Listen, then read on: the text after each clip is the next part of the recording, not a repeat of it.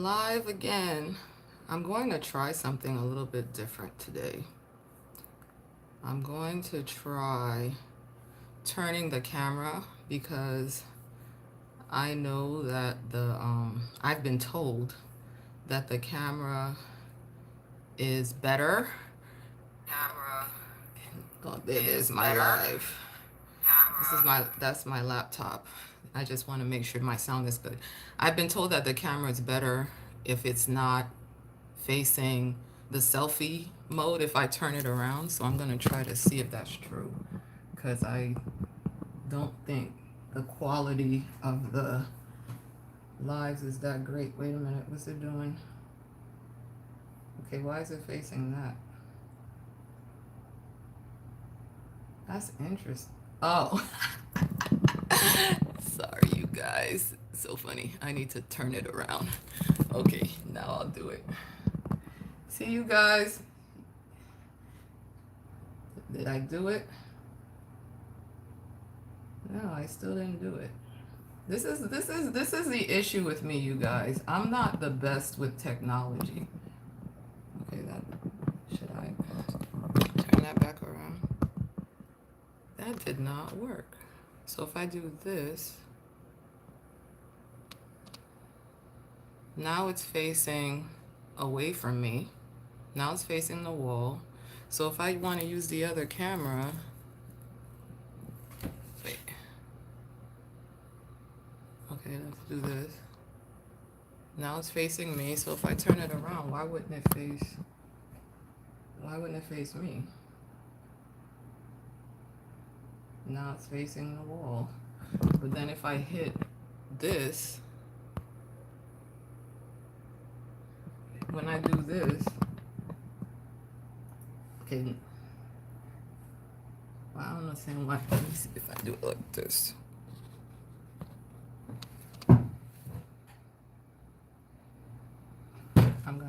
Okay, now, oh my gosh. I think it's because I have like I have it's not locked. So when I turn it, I think that's why it's doing that. When I turn it, it turns. So I had to switch the camera view while it was facing the other way. Whatever, guys. So now you guys know what my issue is like. And I'm looking at the picture. This is my issue with technology. I'm looking at the picture on my laptop, and yeah, this is a better camera. So I'm going to do it this way, which is better for me because I'll be able to actually look at you, because sometimes when I'm recording the other way, I can't really see where the camera is. So welcome to another live. Let me center myself a little bit. Nope, that's not center. That's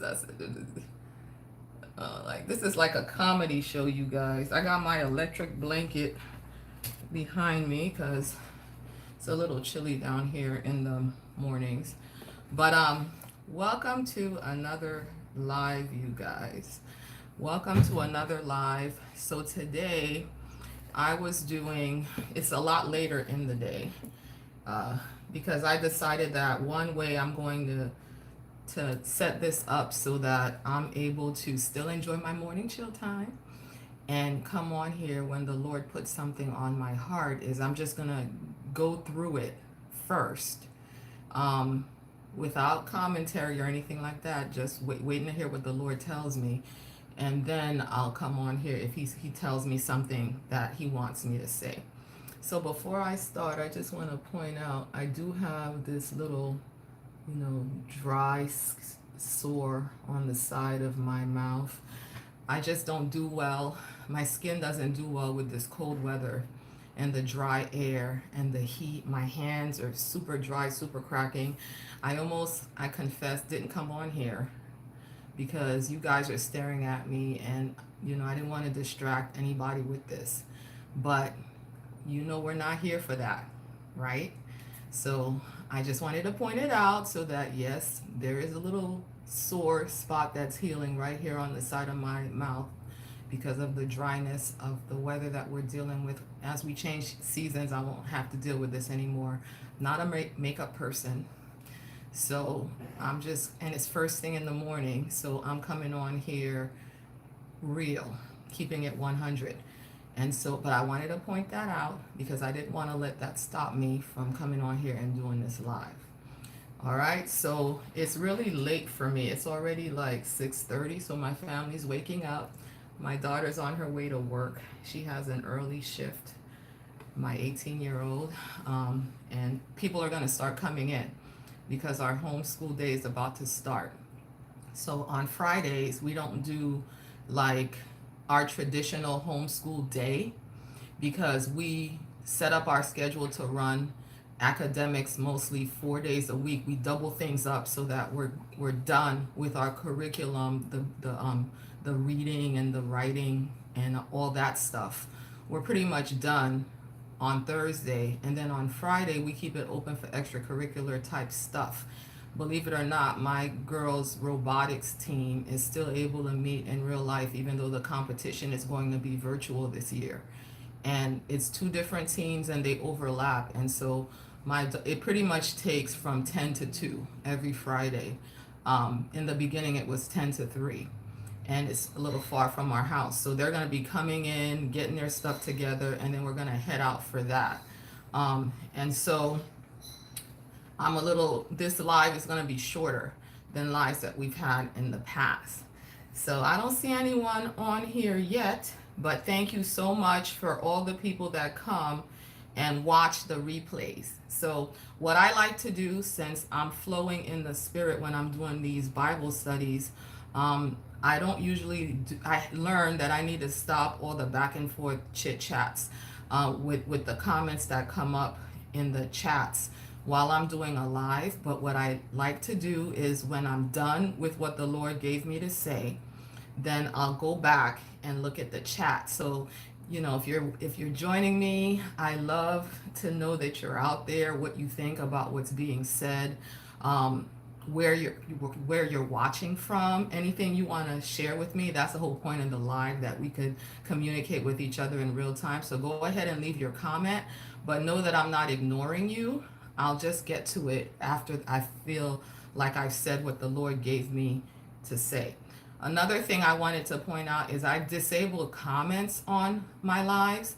I prayed about it, and I thought about it for a long time, and I prayed about it.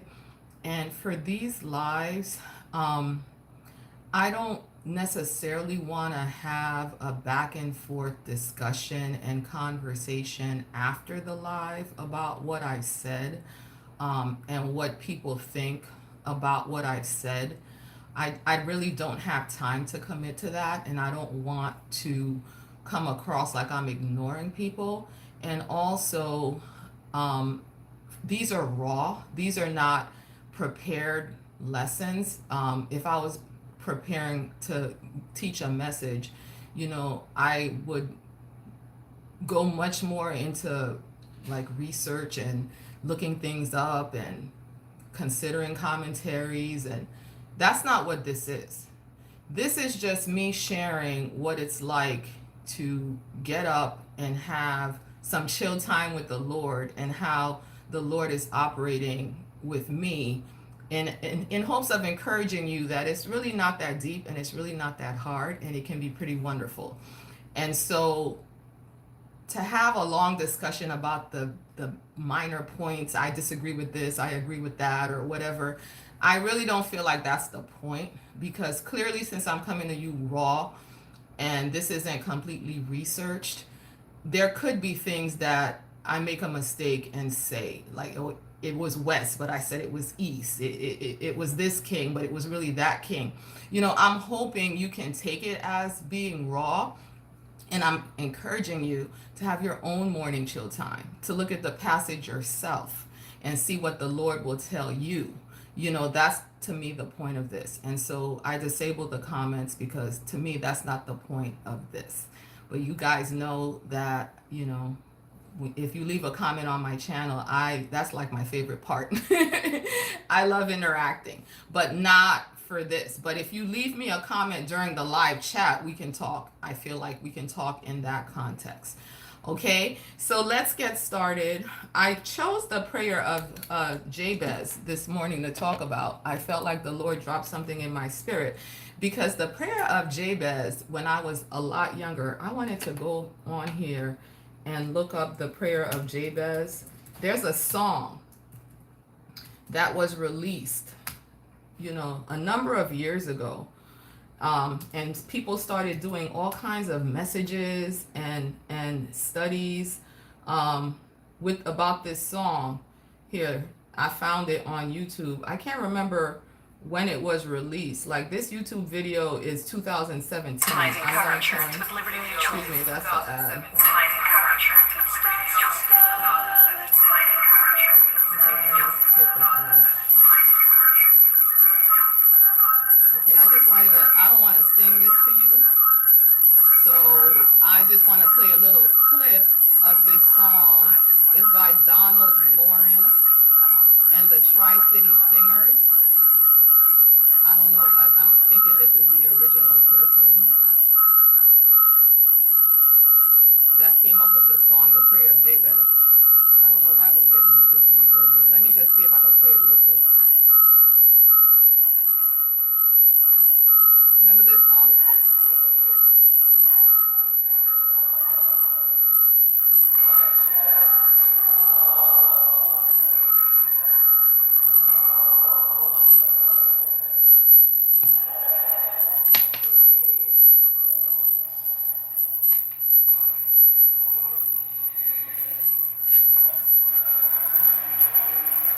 I'm gonna stop it.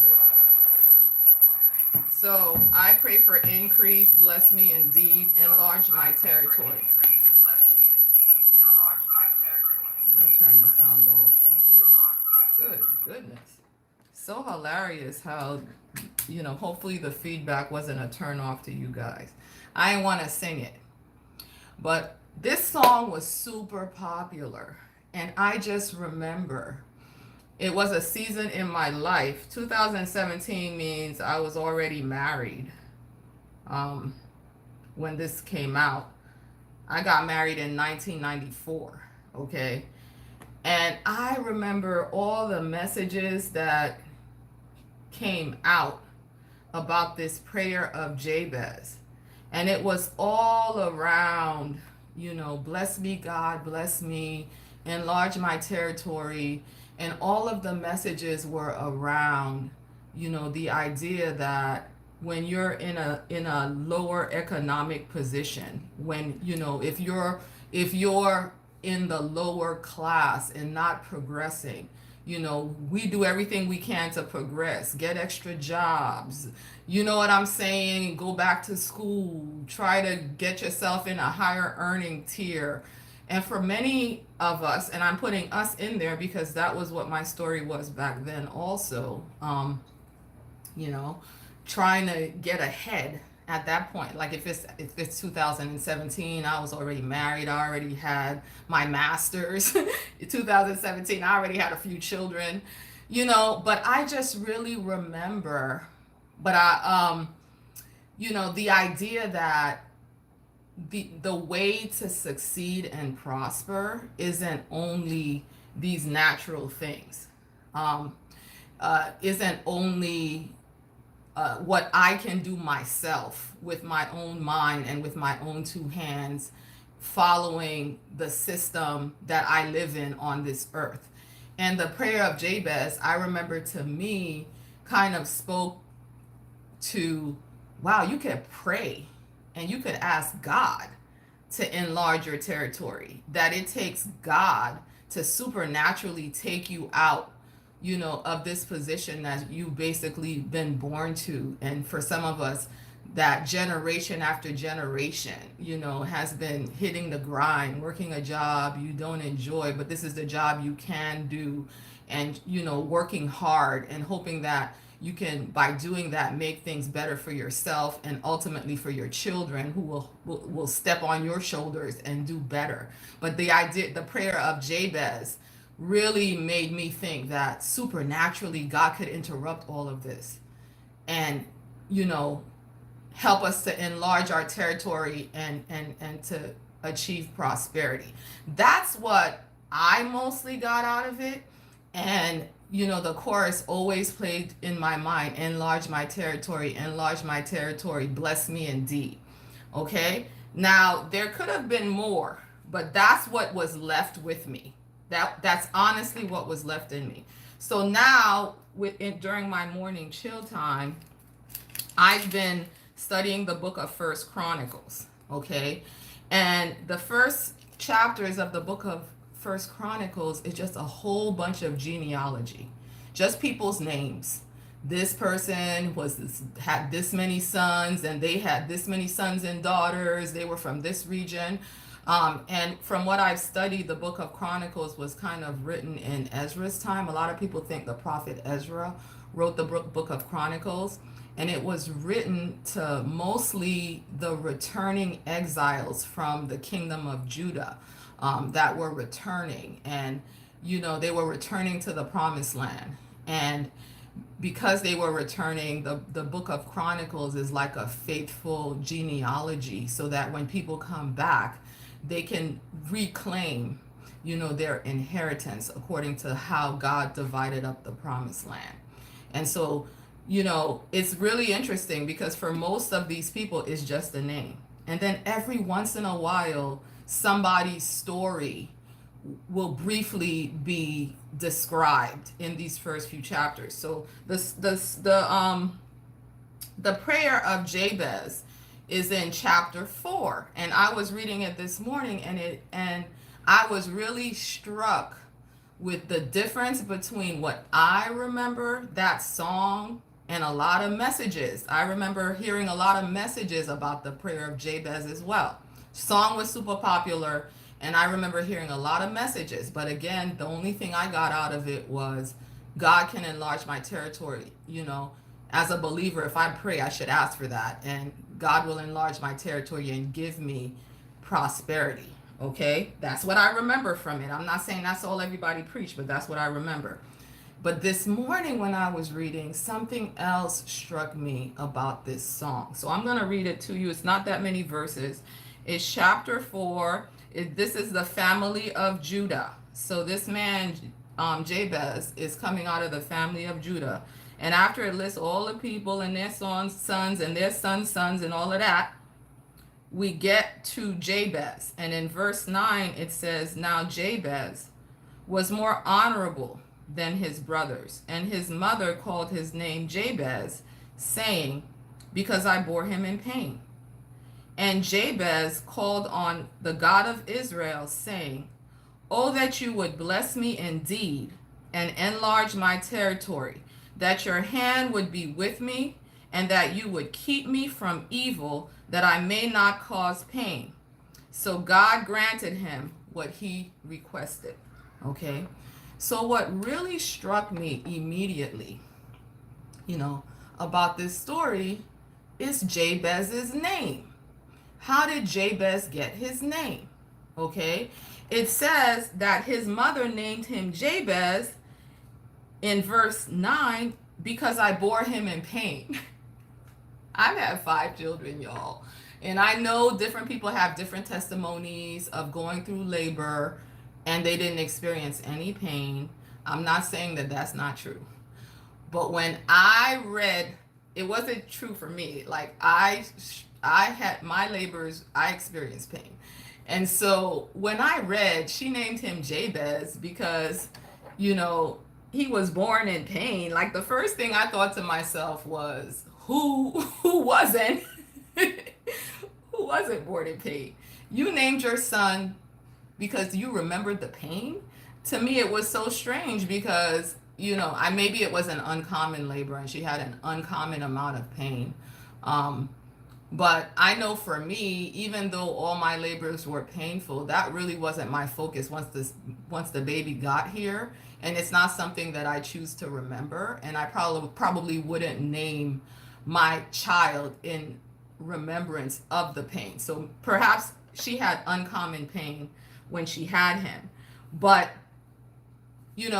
clearly he knew what his name meant. Because to me, in this passage, the fact that his name reminds him that he caused his mother pain during birth is has had an effect on him. That's what I'm reading into the passage, because it says that, you know, he was more honorable than his brothers. So he had brothers, and he looked at their example, and he was more honorable than them. Okay, so apparently their example wasn't good. You know what I'm saying? But let's look at what Jabez was concerned with, because it is true that God does enlarge his territory and make him prosperous, like people have preached in the past. But why does God do it? Okay, it says he was more honorable than his brothers. He's conscious of the fact that his name means that he's already caused a significant enough amount of pain to his mother that she names him to commemorate this pain.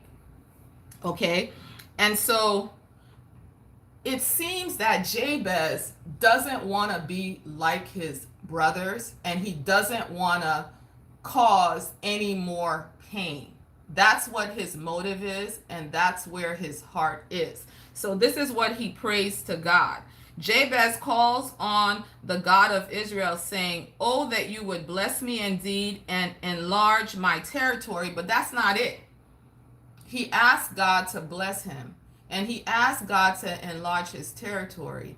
And I don't know if his next concern is because he sees that his brothers are blessed and that their territories are enlarged and that it's had a negative effect on him. That's why they're so dishonorable. And he doesn't want to be like them. Because the next thing he asks God is what I think moves God to really answer his prayer. Okay. And to me, it wasn't left with me all these years later that this was the focus of his prayer that we should take away.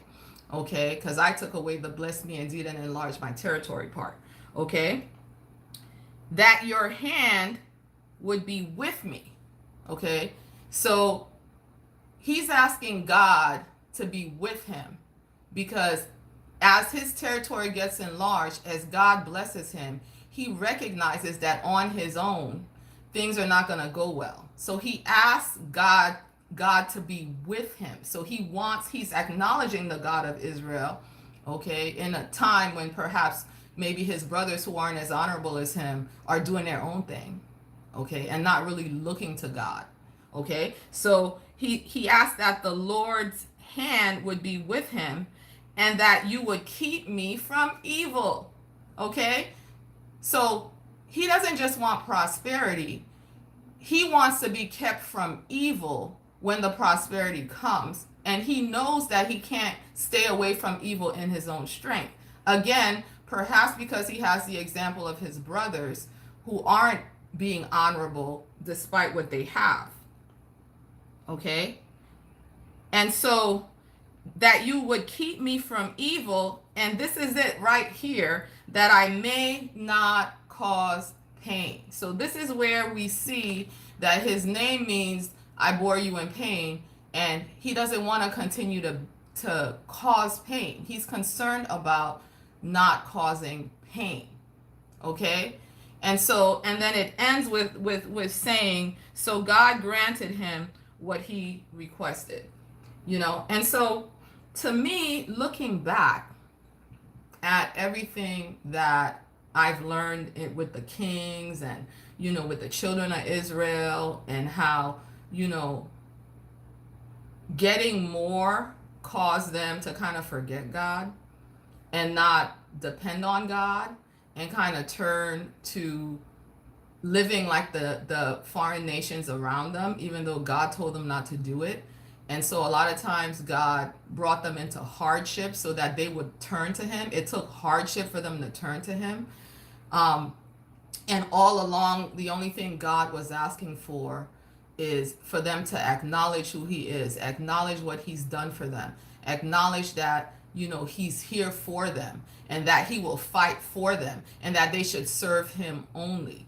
You know, this is the only thing that God was asking for. And he was reaching out to them, not as some harsh, demanding God, but as a loving father, you know. And he even called Israel, you know, his bride. You know what I'm saying? And so what strikes me about this is the fact that Jabez acknowledges God and he chooses God. He chooses God. He chooses to obey God. He wants to please God. He wants to be kept from evil, I guess unlike the evil that he sees in his day. Okay?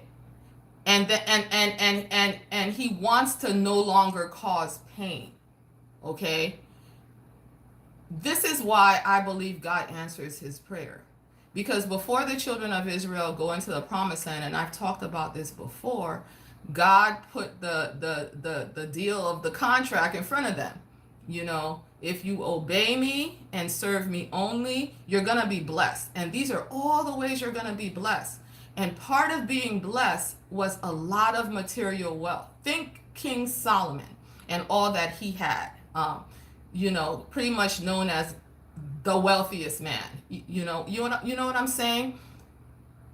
Having territory, having dominion over your territory, being able to enjoy the fruits of your labor, being the head and not having to bow down in subservience to anyone else.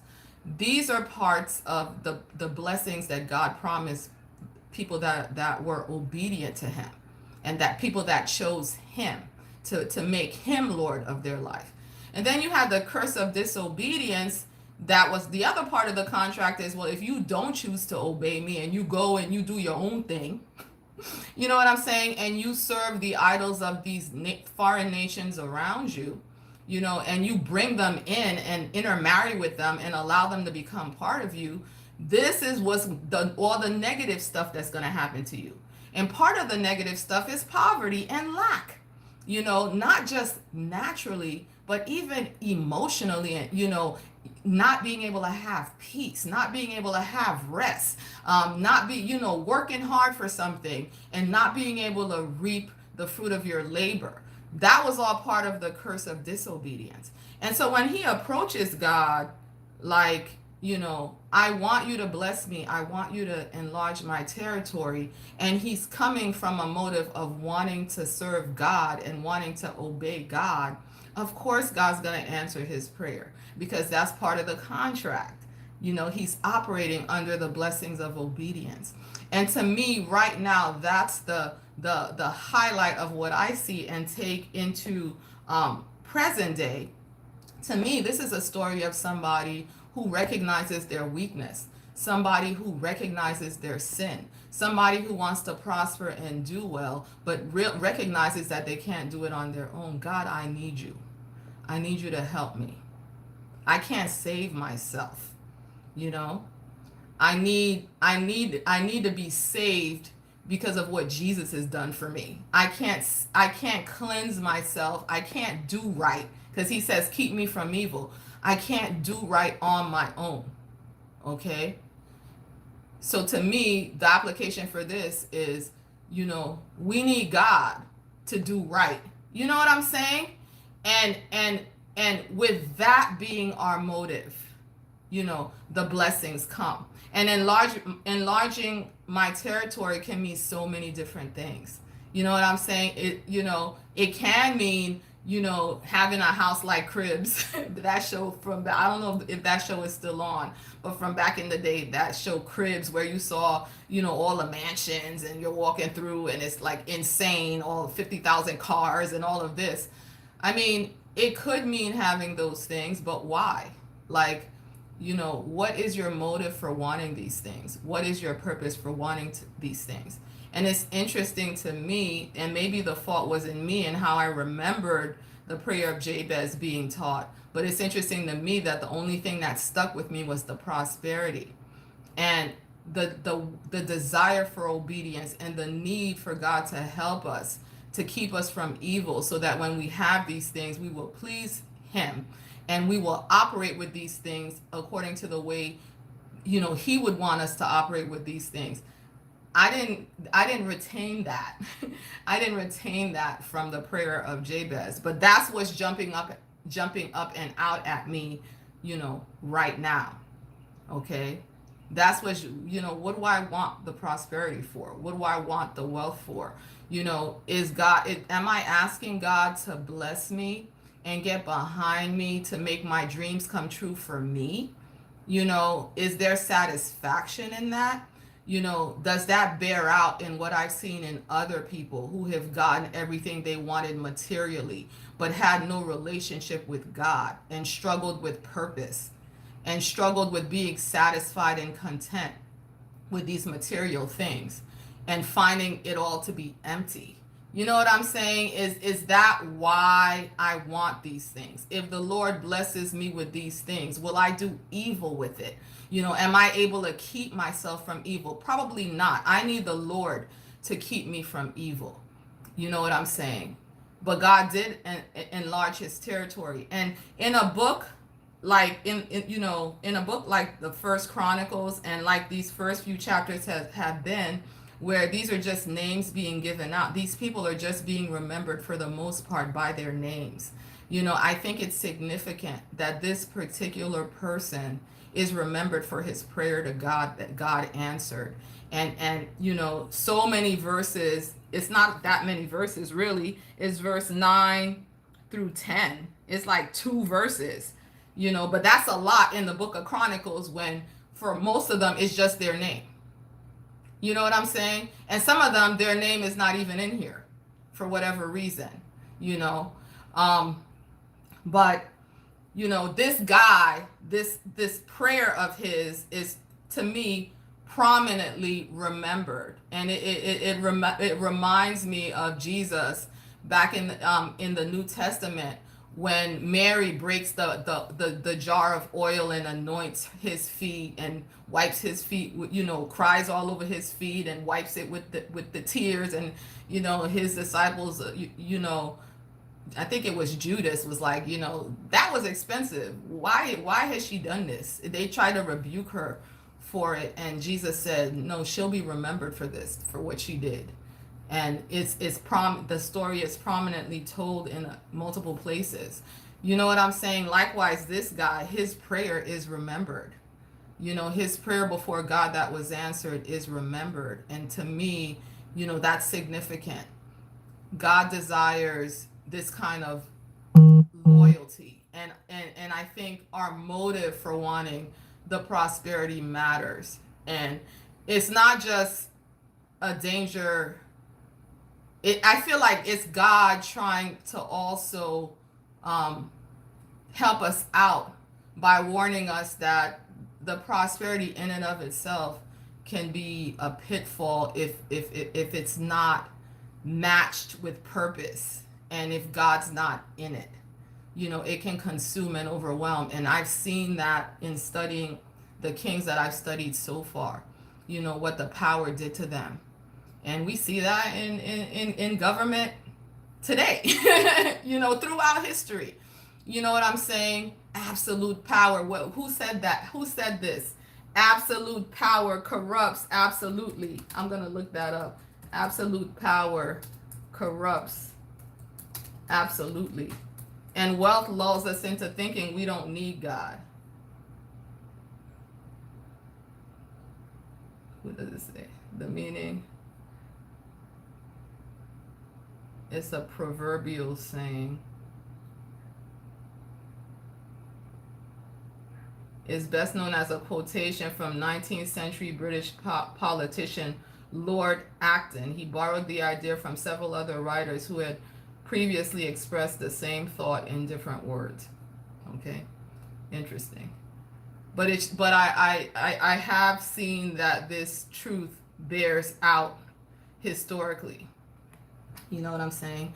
So, yes, we can be elevated by praying a prayer like this, out of the sincerity of our heart. But what makes God move, I think is our motive to obey him and to use that level of elevation, for his purposes. Otherwise, it's a danger to us, I think. That's what I've been getting out of this morning. So that's all I have for you guys this morning. I see a number of people watching. I don't know if you want to say hey. I don't see anything in the chat for me to answer this morning, but thank you for joining me this morning. I hope that this message is a blessing to you. And again, you go ahead and look through this yourself and see what the Lord has to say to you. Be blessed. I will see you on another live. So I'm going to turn this around, y'all, so that I could stop this live.